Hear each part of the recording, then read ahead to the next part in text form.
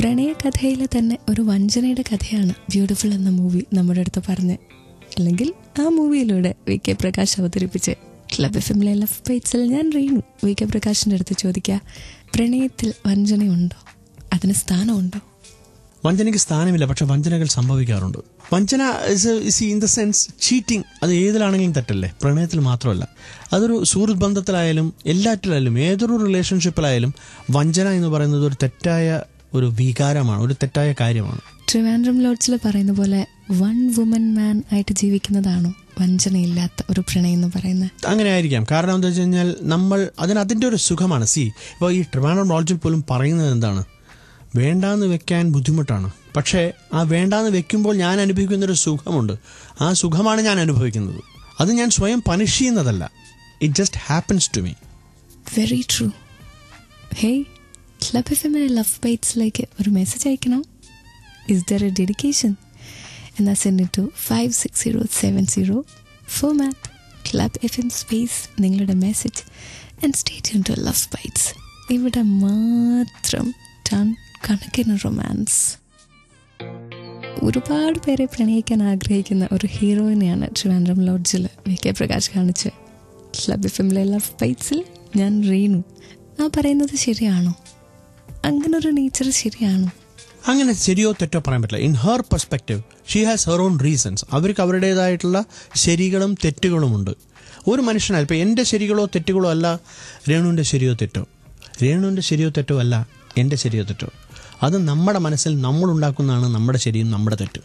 Committed ആയിട്ടിരിക്കുന്ന ഒരാൾ അല്ലെങ്കിൽ മാരിഡ് ആയിട്ടുള്ള ഒരാൾ, അങ്ങനെ ഒരാൾക്ക് വീണ്ടും ഒരു പ്രണയം തോന്നാവോ? അത് ശരിയാണോ?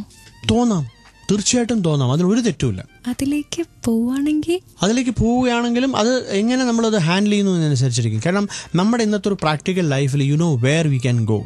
അതൊരു പ്രാക്ടിക്കൽ ലൈഫ് എന്ന് പറയുന്നത് അതിൽ വളരെയധികം നമ്മുടെ സൊസൈറ്റിയായിട്ട് ബന്ധപ്പെട്ട് കിടക്കുന്ന ഒരു കാര്യമാണ്. Naturally you will have a block. And blocks are not good in a relationship.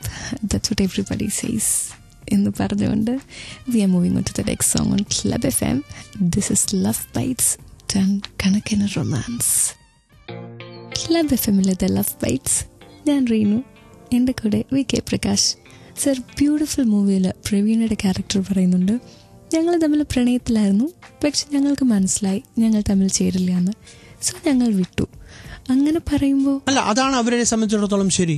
അത് ഭയങ്കര മനോഹരമായിട്ടുള്ള ഭംഗിയുള്ള കാര്യമല്ലേ. അതായത് രണ്ടുപേരും അവർ പറയുന്നത് ഇങ്ങനെ ആകുമ്പോൾ ഈ പ്രണയം കൂടുതൽ കാലം ജീവിക്കുന്നു എന്നാണ് അവർക്ക് തോന്നുന്നത്. സോ അത് അവരുടേതായിട്ടുള്ള പെർസ്പെക്റ്റീവിൽ അവർ ചെയ്യുന്ന കാര്യമാണ്. അത് അവരുടെ പോയിന്റ് ഓഫ് വ്യൂ അത് ശരിയാണ്. പക്ഷേ ആ പോയിന്റ് ഓഫ് വ്യൂ നമ്മൾ കേൾക്കുമ്പോൾ ചിലപ്പോൾ നമുക്കത് ശരിയാവാൻ തെറ്റായി, നമ്മളതിനോട് യോജിക്കണമെന്ന് നിർബന്ധമില്ല.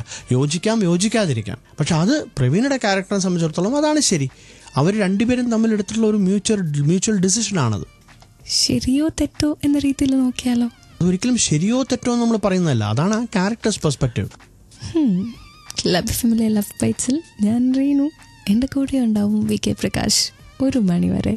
Stay tune to love bites for ton കണക്കിന് റൊമാൻസ്.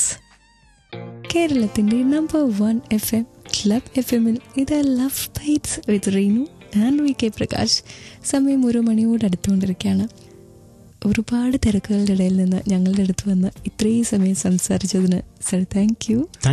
Good night. അയ്യോ സാർ പോലെ ക്ലബ് FM-ലെ ലവ് ബൈറ്റ്സിൽ പ്രണയത്തെ സ്നേഹിക്കുന്നവർക്കായിട്ട് എന്ത് മെസ്സേജാണ് സാർ തരിക? പ്രണയത്തിന്റെ വിവിധ രൂപഭാവങ്ങൾ ആസ്വദിക്കുക. ശുഭരാത്രി. കൂടെ ഞാനും ഒന്ന് ആഡ് ചെയ്തോട്ടെ. Love, keep loving and keep listening to love bites on club FM.